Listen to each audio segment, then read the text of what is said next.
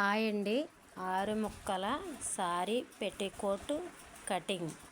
ఆ కటింగ్ ఎలా చేసుకోవాలంటే 2 మీటర్ల క్లాత్ని ఇలా ఫోల్డింగ్ ఇలా పెట్టుకుని ఇలా పెట్టుకోవాలి. సమానంగా ఇలా చూసుకొని ఫస్ట్ మనం సారీ పెట్టికోట్ మెజర్మెంట్స్ మీద తీసుకుందాం.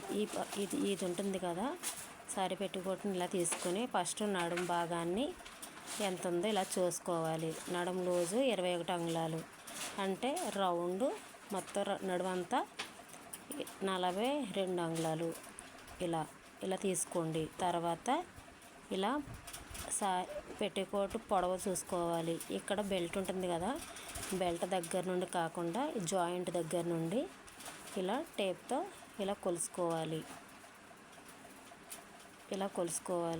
నడుం బెల్ట్ వదులుకొని ఇలా కొలుసుకుంటే ఇలా 34 అంగుళాలు వచ్చింది పొడవు. 1 అంగుళం ఎగస్ట్రా పెట్టుకొని క్లాత్ ఇలా పొడవుగా పెట్టుకున్నాం కదా, ఇక్కడి నుంచి ఇక్కడికి ఇలా 35 అంగుళాలు ఇలా చూసుకోవాలి. ఇలా చూసుకుంటే మనకి కరెక్ట్గా ఇలా 35 అంగుళాలు వచ్చింది. నేను ఆల్రెడీ ఎగస్ట్రా పీస్ని కటింగ్ చేసి పక్కన పెట్టుకున్నాను. ఇలా 35 అంగుళాలకి ఫోల్డింగ్ చేసుకున్నాను. డబుల్ ఫోల్డింగ్ ఇలా ఉంది కదా, మన దగ్గర నుంచి మళ్ళీ ఈ విధంగా ఫోల్డింగ్ చేసుకోవాలి. ఇలా 4 భాగాలు కూడా సమానంగా ఇలా ఉండేలా చూసుకుని ఫోల్డింగ్ని ఇలా మన వైపుకు ఉండేలా చూసుకుని పెట్టుకోండి. సారీ పెట్టికోట్ని ఇలా తీసుకొని నడుం భాగం దగ్గర మిడిల్లో ఉన్న పెద్ద క్లాత్ జాయింట్ ఉంటుంది. ఆ జాయింట్ దగ్గర నుండి ఈ జాయింట్కి ఎంతైతే వచ్చిందో ఇలా చూసుకోండి. ఇది 11 అంగుళాలు వచ్చింది. ఇలా 11 అంగుళాలని 1.5 కలుపుకోండి. ఈ 1.5 కలిపితే ఇలా 12 అంగుళాలకి ఇలా ఫోల్డింగ్ చేసుకోండి. టేప్ని ఇలా ఫోల్డింగ్ చేసుకొని ఈ చివరి భాగంలో నేను ఏ విధంగా అయితే చూపిస్తున్నానో అలాగే మార్కింగ్ పెట్టుకోండి. ఇలా పెట్టుకున్న తర్వాత ఇలా క్లాత్ని ఇలా తీసుకొని ఈ చివరి భాగంలో కూడా అదే విధంగా టేప్ ఫోల్డింగ్ మీద ఉండగానే ఇలా పెట్టుకోవాలి. 12.5 ఫోల్డింగ్ ఉంది కదా, ఇలా మార్కింగ్ పెట్టుకోండి. ఆ చివరి భాగంలో అంటే మనకి 6 గీతలు వస్తుందన్నమాట వెడల్పు. అక్కడ ఇలా మార్కింగ్ పెట్టుకోండి. తర్వాత ఆ చివరి నుండి ఈ చివరికి టేపుతో ఇలా క్రాస్గా పెట్టుకోండి. ఇలా క్రాస్గా పెట్టుకుని సమానంగా చూసుకోండి. తర్వాత మన దగ్గర స్కేల్ ఉంటే ఇలా మార్కింగ్ పెట్టుకోవచ్చు, లేదు అంటే ఇలా స్టేప్తోనే ఇలా మార్కింగ్ పెట్టుకోండి. ఇలా లైన్ డ్రా చేసుకోండి మొత్తం అంతా. ఇలా వీడియోలో చూపించే విధంగా ఇలా మార్కింగ్ క్రాస్గా రావాలన్నమాట. ఈ విధంగా తర్వాత కటింగ్ చేసుకోండి. ఇలా ఈ క్రాస్ని కటింగ్ చేసుకోవాలి. ఇలా స్ట్రైట్గా మొత్తం మనం లైన్ డ్రా చేసుకున్నాం కదా, ఆ లైన్ అంతా ఫుల్గా ఇలా కటింగ్ చేసుకోవాలి. కటింగ్ చేసుకున్న తర్వాత ఈ విధంగా వస్తుంది.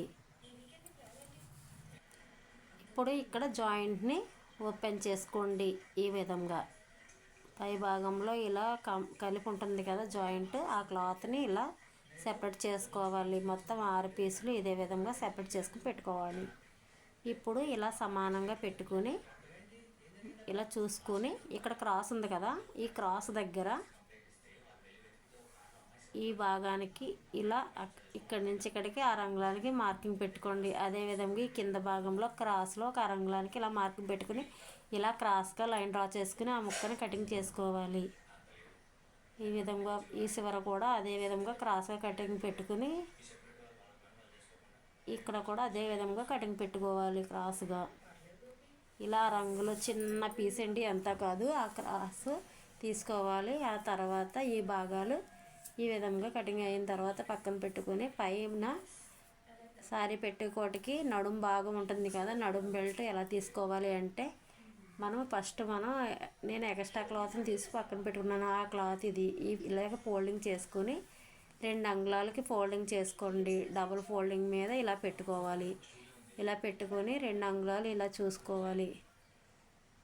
ఇలా 2 అంగుళాలు ఈ చివర చూసుకుని ఆ చివర ఈ చివర మొత్తం 2 అంగుళాలు చూసుకుని మార్కింగ్ పెట్టుకోవాలి. ఇలా మార్కింగ్ పెట్టుకుని స్ట్రైట్గా కటింగ్ చేసుకోండి. ఇది నడుం బెల్ట్కి ఇలా తీసుకోవాలి. తర్వాత సారీ పెట్టికోట్ కింద పిల్స్ పెట్టడానికి 2.5 ఇలా చూసుకొని 2.5 ఇంచెస్ తీసుకోవాలి. ఇలా స్ట్రైట్గా మొత్తం అంతా ఈ విధంగా ఉండేలా 2.5కి ఇలా మార్కింగ్ పెట్టుకోండి. వెడల్పు 2.5 ఉండాలి. ఇలా పొడవు మన ఇష్టమండి, ఎంతైనా తీసుకోవచ్చు. నేను ఈ విధంగా లైన్ డ్రా చేసుకుంటున్నాను. ఇప్పుడు ఈ క్లాత్ని ఈ విధంగా కటింగ్ చేసుకోవాలి. ఇలా పీసులు ఒక 3 పీసులు తీసుకుంటే సరిపోతుంది. ఇలా తీసుకోవాలి 3 పీసులు మొత్తం ఒకే సైజులో ఉండేలా తీసుకోండి. తర్వాత ఇలా సారీ పెట్టికొట్టు పైన నాడాకి ఈ విధంగా తీసుకోవాలి. 1.5 వెడల్పు పొడవంటి పీసుని ఇలా తీసుకోండి.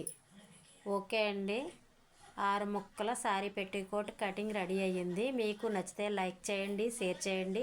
కొత్తవారైతే సబ్స్క్రైబ్ చేసుకోండి. Thank you for watching.